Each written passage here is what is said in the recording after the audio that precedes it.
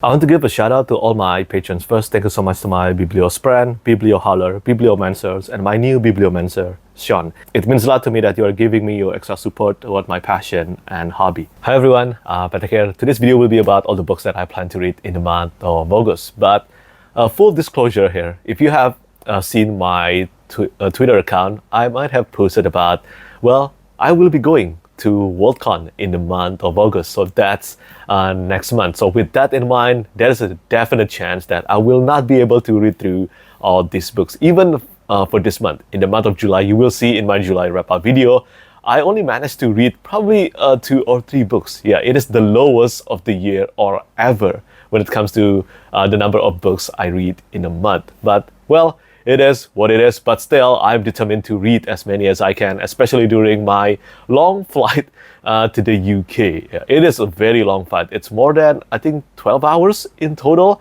So yeah, I think I can get a book or 2 done. Or maybe, I think it's 16 hours in total. That's per flight. So when I go back, I have to do another 16 hours flight. So yeah, that's not even counting the transit hours. So I hope to read at least 2 big books during this flight. And the first one is the one that I'm going to start right now after I record this video, and it is Empire of Grass by Ted Williams. Again, I couldn't get around to this in the month of July, so I'm really hoping that I can read this during my airplane flight to the UK next week. And hopefully I can get some really good progress, or maybe even finish reading Empire of Grass. As I said, I'm really a fan of Memory, Sorrow, and Thorn, and also the first book in the Osten Art saga, in the Last King of Osten Art, which is the sequel series to the Memory, Sorrow, and Thorn trilogy. This one takes place about 3 decades after the end of Two Green Angel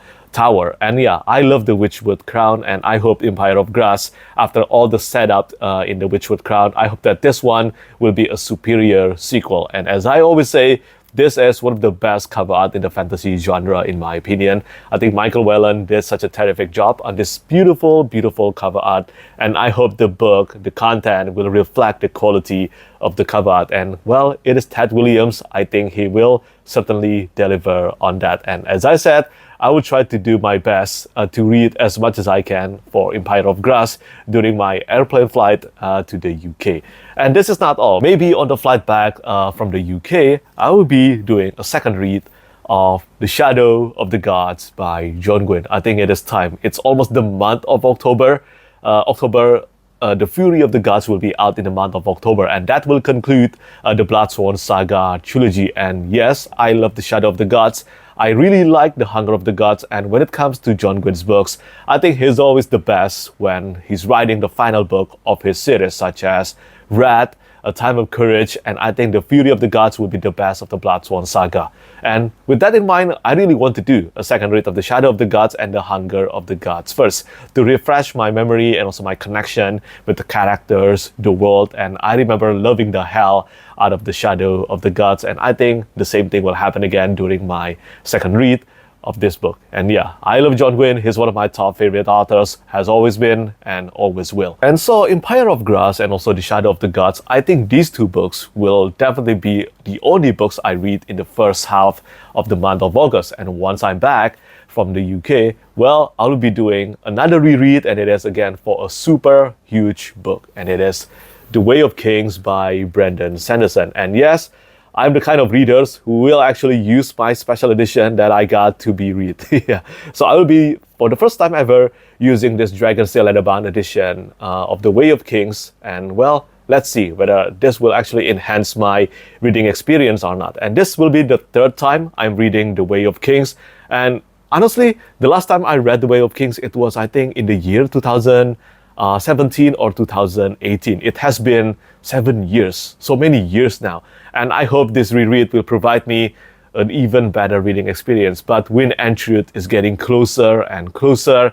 And yeah, I think it is the right time for me to do 1 book per month. So August, and then September, October, November, and finally Wind and Truth in the month of December. So yeah, that's 5 big books every month. And I will try to get the novellas in the middle read as well again. So yeah, really excited about this, and I want to say thank you so much to Jen who gave me this copy of Leatherbound edition. It is honestly one of the most stunning books that I own, and it is for one of my top favorite series of all time. So yeah, always thankful for that. So as you can tell, the first three books that I just mentioned, they are all big books, really big books. I think for Empire of Grass and also The Way of Kings, both of them are almost 400,000 words long. Shadow of the Gods is about 200,000 words long. So of course, I have to read a smaller book after these three books. So I'm going to read, finally, The Narrow Road Between Desires by Petrik.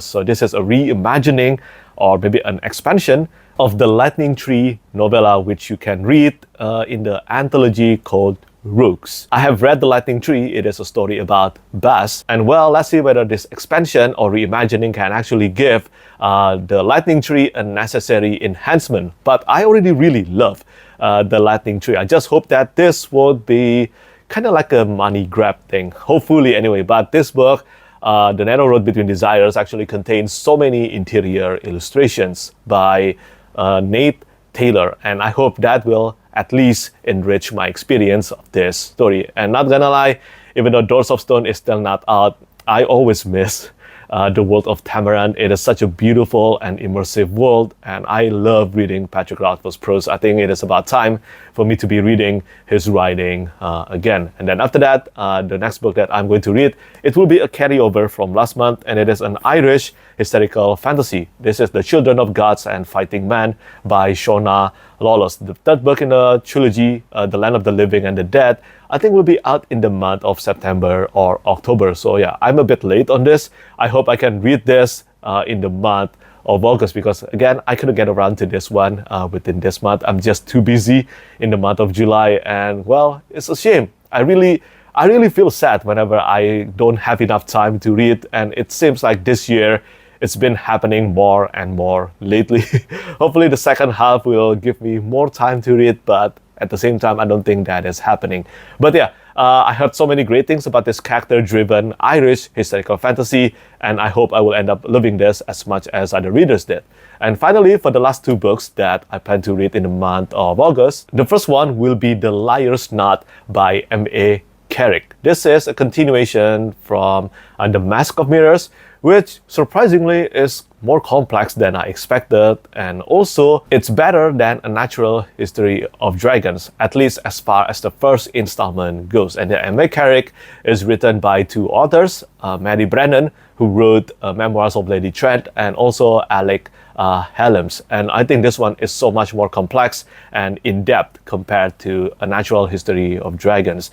And yeah, I will talk about this more in my July wrap-up video. But yeah, that's one of the books that I plan to read in the month of August. And finally, the last one, after mentioning this for the past two TBR video, finally I will be reading, hopefully, Harold by Rob J. Hayes. At the time of recording this video, Harold is on the way to my place. This is the first book in the Age of the God Eater, and it is the biggest book in the God Eater saga. It is essentially the main novel in the God Eater saga so far, a series consisting of 3 sub-series. And I have read Demon and Deathless, love them both very much, and I hope to love Harold the most out of the 3. At least as far as word count goes, this one is much bigger compared to Demon and Deathless. I think just Harold alone is twice the total number of word count from Demon and Deathless combined. It is almost 300,000 words long, if I'm not mistaken. So I'm very excited about this. This is a series where humans gain immortality and magic by eating angels. And yeah,